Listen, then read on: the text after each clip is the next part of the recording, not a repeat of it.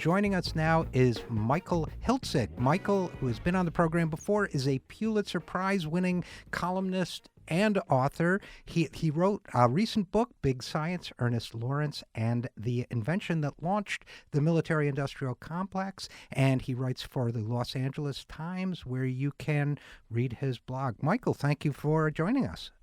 It's great to be with you, RJ.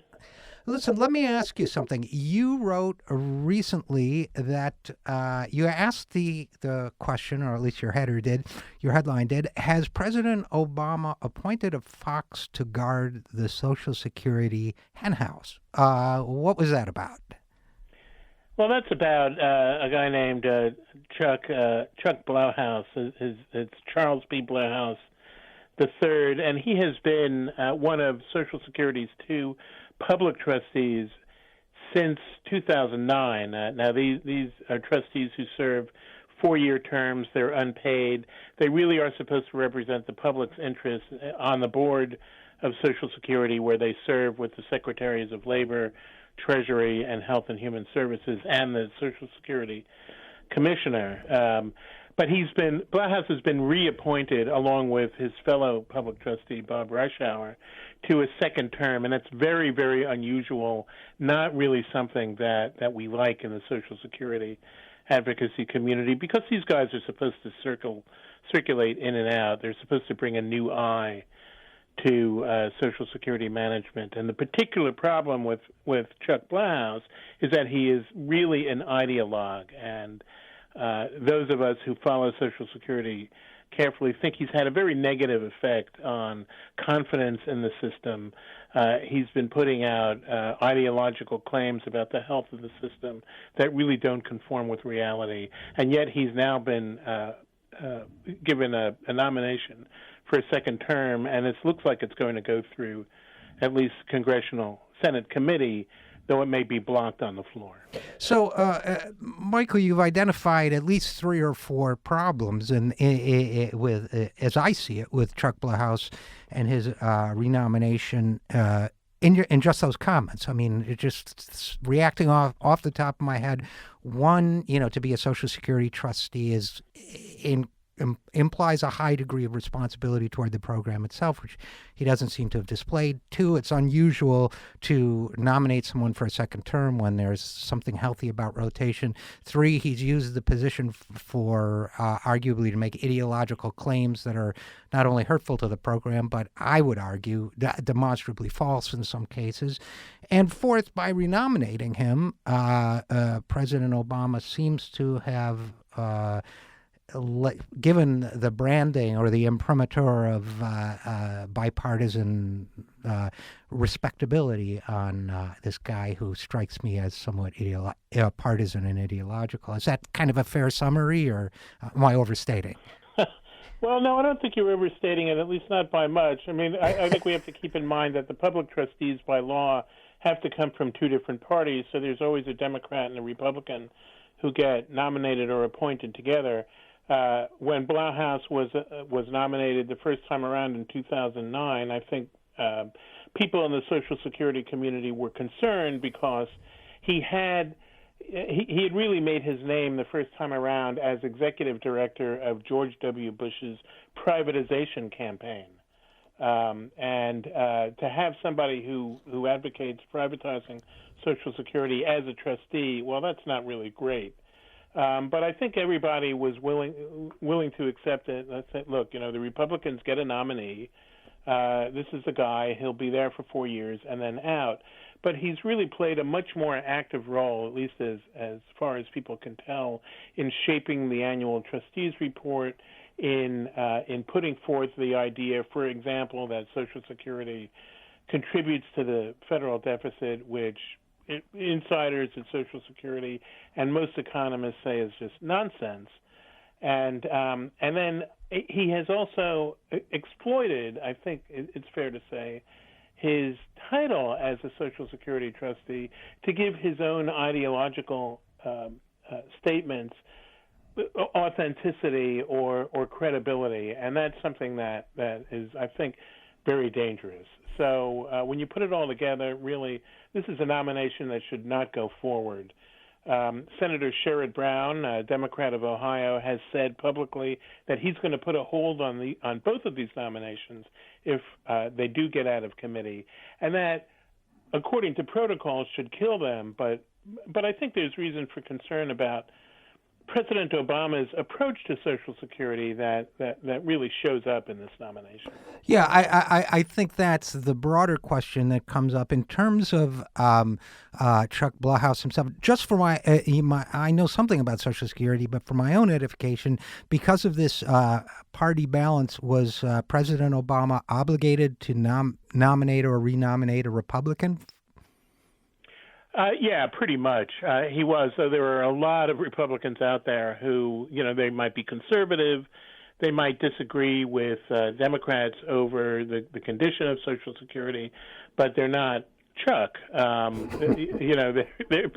Republicans have been, insiders in Social Security for decades. They don't necessarily have a negative influence on it. I mean, look, theoretically, I guess President Obama could nominate a Democrat and a Green, or a Democrat and a Libertarian if he wants. Mm-hmm. But the tradition really has been a Democrat and a Republican, and I don't think there's any reason for concern about that in general. It's just this particular Republican. Right. And renominating both of them for new terms, that's something that really shouldn't happen. And just as a historical footnote, and I think you know this, Michael Hiltzik, but it was a Republican in the 1950s who appointed a commission to look into all the claims of Social Security's supposed fiscal insolvency or dangers or effect on the national debt, the Eisenhower Commission, which refuted many of the claims being made by Chuck Blahous and others in his, ideological corner today. So you're absolutely right that being a Republican is not an automatic disqualifier from protecting Social Security. But the broader question that you bring up, which is that of the president's relationship to Social Security, in at least one of his budgets, he put a cut in the so-called chain CPI, which cut in cost of living allowances. Is this something right now? We're in an election year. We're hearing. We had 43, I think, Democrats vote in favor of, at least in principle, of expanding Social Security last year. The presidential candidates on the Democratic side both say they will expand, not cut the program. Is this but I visited Pete Peterson's Fiscal Summit, an ideological group around this issue this week. We have Blahous being renominated and so on.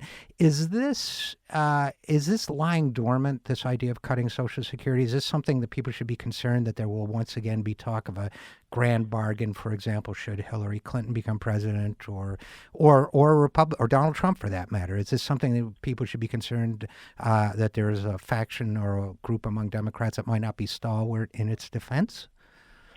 Well, I think people should be concerned. I think Hillary Clinton has been pretty forthright about saying she's not going to do anything that cuts Social Security or the other social programs like Medicare and Medicaid. I think anybody who looks at her statements fairly should be pretty confident that she's on board with keeping Social Security at least as it is. I don't think she's said anything that really leads us to think that she would be on board with the sort of expansion of Social Security that people like Sherrod Brown, Elizabeth Warren, Bernie Sanders have advocated, and in fact that I've written about. But this idea that the so-called entitlements, and this is really a dangerous term, but the social insurance programs that we have are too expensive, and that we're going to need to cut benefits at some point. That's out there, and it does have some purchase even on the Democratic side. I think that's very dangerous, and that's really playing into the hands of the 1% essentially, because the alternative, if these programs really are in trouble, and in Social Security's case, I think that's vastly overstated. But the alternative to cutting benefits, of course, is raising taxes, and that's what we should be doing if we really are concerned about shoring these programs up. But I think people in the Social Security community have always been really a little nervous about President Obama. They don't see him as someone who has typically really stood up for this program to the extent that a Democrat, who's after all the heir to the New Deal tradition, should be doing. You mentioned that at one point he put into his budget a change in Social Security inflation indexing, which would have amounted to effectively to a benefit cut. He's talked about putting Social Security and Medicare on the table for this grand bargain over the budget. I think that's really dangerous and something that concerns the community very much. He basically has allowed the chairman, the commissionership of Social Security to lie dormant. His choice, Carolyn Colvin, was effectively rejected by Republicans in the Senate last year or the year before, and he's kept her on as acting commissioner. But of course, that really diminishes her ability to represent the program in Congress and to the public. I think it's fair to say that if he really thought that Colvin could not be confirmed, and the Republicans' reason for objecting to her were sort of fatuous anyway, but he really should have come up with somebody else and pushed this and made it clear that we need a full-time confirmed commissioner. And then we get to these public trustee posts. He actually let them lapse. We have not had a public trustee in place in Social Security since July of 2015, when Reischauer's and Blauhaus's terms expired, and he's tried to paper over that by renominating them. I think many people concerned about Social Security think he should have taken the time, or his staff should have, to come up with two new names and put them up and get them confirmed. So it suggests a level of disinterest in a way. I think disinterest, indifference, depending on how you look at all this. Certainly he's been sort of hands off, at the very least, about Social Security at a time when it's under intensified attack from the right, and really needs a full-throated, foursquare defense from the White House. Right, and if we go back to 2008, by the way, in that campaign, it was Hillary Clinton who was talking about the need to potentially appoint a commission that would look at, among other things, reducing Social Security or bringing it into balance. It was Barack Obama who was talking about things like lifting the payroll tax cap and increasing tax revenues for it. So now she is on record as saying that she certainly would not cut it, and he is on record as having proposed a de facto benefit cut. So it's a strange, I would think in conclusion, at least on this topic, I would think this year more than ever would be a great year for Democrats, just tactically. I'm a Social Security advocate myself, but just thinking in terms of political tactics, it strikes me it would be extremely smart for Democrats up and down the ticket to be, and including asking of the current president the same thing, to be full-hearted in their defense of Social Security. Well, I think that's right. And as I said, I think, it's hard sometimes to parse a presidential candidate's remarks, but I think you can't look at what Clinton has said on the record and think that she hasn't moved much more strongly toward defense of Social Security, and certainly a defense of the benefits as they are now and as they're scheduled into the future. I know there's always been a lot of concern about her in the Social Security advocacy community, and I know just from reading my email that not everybody, that people are still looking for, well, where's the catch? But she's on record, and of course Sanders is very much on record, not only at keeping benefits where they are, but raising benefits, expanding the population of people who are eligible, and really transforming Social Security even more into a bulwark of retirement resources at a time when the other sources of retirement resources are going away. Absolutely, and you've written about that. Yeah, and you've certainly written about that as well. I guess in conclusion, in terms of the politics of it, I would say to even the most cynical that among us, that that when a presidential candidate has stated their position on something, that certainly gives you a lot of leverage should that candidate become president, or it should if you're an activist, and I believe that it does. I would just wish that whoever the Democratic candidate is had a strong record of Social Security defense to run on in 2016, and I would hope that that the president perhaps uses his last few months to step up his game a little bit on this. I think that's a fair ambition. Right. Whether expectations will be fulfilled, I don't know. But if Sherrod Brown follows through on his commitment, then this president or the next president is going to have to put up 2 new names for the public trustees. All right. Well, that's good news. Let's hope it happens that way. And Michael Hiltzik, Pulitzer Prize winning reporter for the Los Angeles Times, thanks so much for joining us. It's my pleasure.